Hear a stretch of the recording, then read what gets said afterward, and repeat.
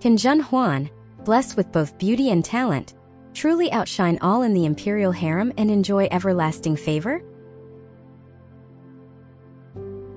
The Empress Dowager, along with the Empress and various concubines, failed to gain the mercy of the heavens through their incense prayers, and the medical treatments from the Imperial Medical Bureau were like a drop in the bucket, unable to address the urgency of the situation.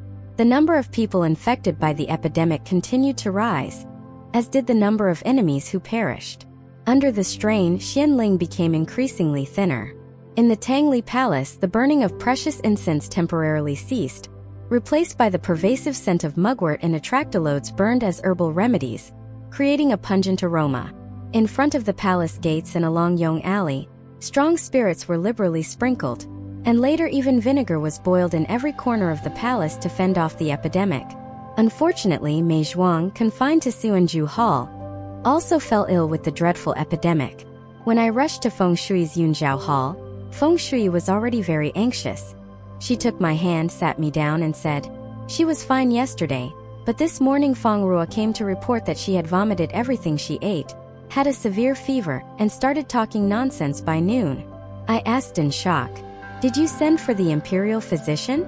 Feng Shui shook her head and said, "Shen Chang, already isolated and neglected, is at risk of infection during this epidemic. Which physician would dare to come to her aid at such a critical time? I've sent people to call for help 3 or 4 times, but not a single one has come. What should we do?" Feng Ruo, in her desperation, did not know what to do and her voice broke into sobs. "I've tried my best. I thought of asking the emperor, but they said he was busy and wouldn't see anyone. The Empress Dowager, the Empress, and several noble ladies are all praying for blessings in the Tongming Hall, and there's no one in charge to make decisions." I turned and headed straight for Sunju Hall. Seeing this, Feng Shui became even more panicked and hurriedly pulled me, saying, "Are you mad? What if you catch the epidemic?" I replied, "No matter what, we need to see for ourselves first." With that, I pulled away and went on, leaving Feng Shui behind, who was too wary of the epidemic to stop me further. I rushed in like a whirlwind and no one stopped me this time. When I reached the inner chamber's door, Feng Ruo adamantly refused to let me in further, only allowing me to glance through the window. She cried, "Shen Chang is already in this state, you must take care of yourself, or there will be no one left who can speak." My heart jolted and I said, "All right, I'll only look for a moment." The room was dimly lit, with only a charcoal basin emitting a faint warmth. In years past, she brought me charcoal to ward off the cold. This year it was my turn to do the same for her. The curtains were low and covered in dust, everything appearing blurry and gray. Behind the curtains, I could see a figure lying there, extremely thin, no longer bearing the plump figure of the past. Mei Zhuang seemed to be sleeping restlessly, coughing repeatedly. Unable to bear the sight any longer, I turned around hurriedly and left, saying, "Please take care of Mei Zhuang, aunt. I will go and seek the emperor's decree." However, I did not see Xianling. After a half day of anxious waiting as the shadows moved with the sun, it was Li Chong who came out. He wore a troubled expression and offered a forced smile, saying, "Please don't take offense, Your Highness. The epidemic has spread to the common people, and the emperor is extremely worried, currently discussing the matter with the ministers of the inner cabinet. He truly has no time to meet with Your Highness." I then asked, "When can the emperor see me?" Li Chong replied, "This servant is not sure. Matters of the state and military are beyond my knowledge and I dare not speculate." Knowing I wouldn't be able to see Xianling, and that seeking the empress would also require Xianling's approval, I realized that going there rashly would be futile. With a heavy heart, I turned and left, quickly moving along the corridor with my hand on the red lacquered railing. It was only when I saw that there was no one under the shadows of the red walls that I finally let my tears fall. Mei Zhuang, am I truly unable to save you? Must you suffer and die unjustly in Suanju Hall?" Feeling helpless, I heard footsteps gradually approaching. Hastily wiping the tears from my face, I continued to walk as if nothing had happened. However, the footsteps came closer and then suddenly stopped behind me, followed by a voice. "This humble official, Wen Shichu, pays respects to the noble lady." I didn't tell him to stand up but instead coldly said, "It's rare for someone of your stature to step down to my level. I wonder what good wind has blown today." He bowed his head and said, "Your Highness speaks too harshly. This humble official doesn't dare to accept such words. But no matter what happens, please, Your Highness, try to relax." I turned my face away. The early spring breeze was slightly cold, carrying the scent of medicinal herbs, making my cheeks feel cool and taut. In a soft voice I said, "Lord Huan, I'm just distraught. Please don't take offense. Please stand up." When Shichu looked up earnestly and said, "This humble official dares not." I pondered for a moment and then asked, "Lord Huan, are you perhaps too occupied with the epidemic to spare any effort?" "Yes," I calmly said.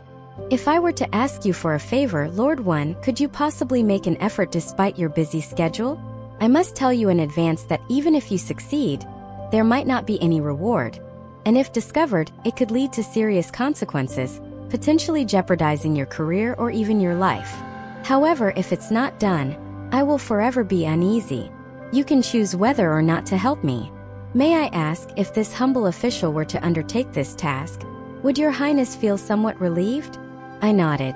"If you were willing to help me, I would indeed feel more at ease. Whether it succeeds or not is up to fate, but we must do our utmost." Without hesitation he said, "Very well. For Your Highness's peace of mind, I will do my best. Please command me." I whispered, "Shenchong and Xianju Hall is infected with the epidemic, and I fear she doesn't have much time left. I'm asking you to save her, but she is a concubine under house arrest." He nodded slightly, responding calmly, "No matter who she is, as long as Your Highness commands, this humble official will do his utmost." With that, he bowed and was about to take his leave. Watching him walk away, I couldn't help but call out, "Take care of yourself as well." He stopped, turned back to look at me, and his eyes lit up with surprise and emotion, but he remained silent for a long time. Worried that he might misunderstand, I quickly turned my head away and said, "Safe travels, my lord." With Mei Zhuang infected by the epidemic, the guards and maids around her, fearing for their own safety, found excuses to shirk their duties, leading to increasingly lax security. Taking advantage of the situation, Feng Ruo secretly arranged for Wen Shichu to treat Mei Zhuang under the cover of night.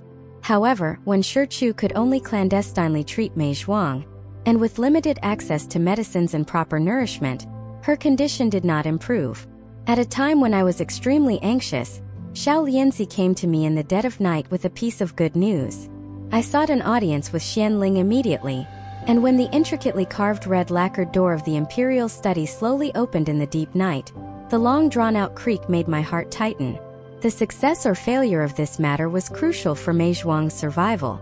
Just as I was about to perform the formal bow, Xianling swiftly pulled me aside and asked, "What matter is so urgent that you needed to see me?" I paused for a moment, then glanced around. Xianling said, "You need not wait here. I wish to speak with the noble lady alone." Li Chang immediately led the others away, and once we were alone, Xianling said, "Speak." I clapped my hands twice, and shortly after, Xiao Lianzi brought someone in. The man was covered in dust and grime, his hair disheveled, his face unshaven, and his clothes dirty, trembling as he knelt. I gave him a cold look and said, "In the presence of the emperor, won't you lift your head?" Xianling gave me a puzzled look, but I remained silent. The man shivered and finally raised his head slowly. It was none other than Lu Ben. Seeing him, Xianling was taken aback for a moment, then his gaze turned icy as he coldly asked, "Why is it you?" Lu Ben, terrified, immediately prostrated himself and dared not speak further. I looked at Xianling and slowly said, "I have always refused to believe that Shenchong would feign a pregnancy to vie for favor, so I secretly ordered people to search for the missing Lu Ben. After much effort, he was found at the border of Yongzhou and brought back to the capital." I continued calmly, "It's possible that Fu Ling, who might have known the truth, has already been executed. Lu Ben has been involved in Shencheng's pregnancy care for a long time, and no one could be more informed about the situation than him." Xianling was silent for a while, then said coldly to Lu Ben, "I will not torture you for information, but if I ever find out even a half-truth in what you say today, I will make you wish you were dead." Liu Ben trembled visibly, shivering uncontrollably. I suddenly smiled gently at Lu Ben and said, "Lord Lu, you might choose to say nothing, but if you remain silent now, I will have you expelled from the palace, and I suspect you won't even make it out of the capital alive. Lu Ben's bowed head left a faint trace of sweat on the ground, reflecting the bright candlelight of the hall and shining dimly. Unconsciously, I covered my nose and mouth with a handkerchief, recalling that Lu Ben had been found living like a beggar to evade assassins, a testament to his dire situation. Now, frightened into a profuse sweat, the unpleasant odor became even more pungent. Unable to bear it, I casually added a large scoop of spices to the incense burner, which made the atmosphere somewhat more bearable. Lu Ben's voice was hoarse as he trembled. Shen Ronghua truly was not pregnant. Xianling, impatient, said, "I know that."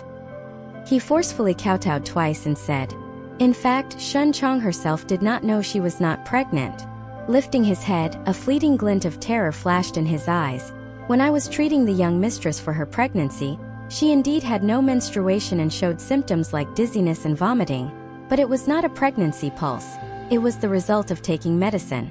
Before taking her pulse, I was ordered to report it as a pregnancy pulse regardless of the actual pulse. A cold chill appeared in Xianling's eyes as he asked sternly, "Ordered by whom?" Lu Ben hesitated, stumbling over his words, afraid to speak. I scoffed coldly. "She wanted to kill you, and yet you still cover for her. How long will you keep this secret? Do you intend to take it to the grave?" In desperation, Lu Ben finally uttered two words, "Empress Hua." Xianling's expression changed drastically, his gaze becoming fixed and intense as he stared at Lu Ben. "If there is even a half-truth in your words." Lu Ben frantically kowtowed. I dare not, I dare not. I am fully aware of my guilt. Empress Hua gave me silver and ordered me to leave the capital to avoid danger, saying someone would meet me outside the city. But as soon as I left, I was pursued and hunted down like a dog. Xianling and I exchanged a glance, his complexion turning a ghastly shade of green, his eyes burning with a dark flame of anger. Knowing he was furious, I gestured for Xiao Lianzi to take Lu Ben away and then handed Xianling a cup of tea, softly saying, "Your Majesty, please calm your anger." Xianling asked, "Could Lu Ben's words be partially untrue?" I replied gently, "Your Majesty, if you think about it, there were many suspicious aspects to Shen Chang's situation back then, but we lacked evidence. Now looking back, if Shen Chong really had her period a few days prior, why wait until the Emperor and the Empresses were present to dispose of the blood-stained clothes? It's too conspicuous.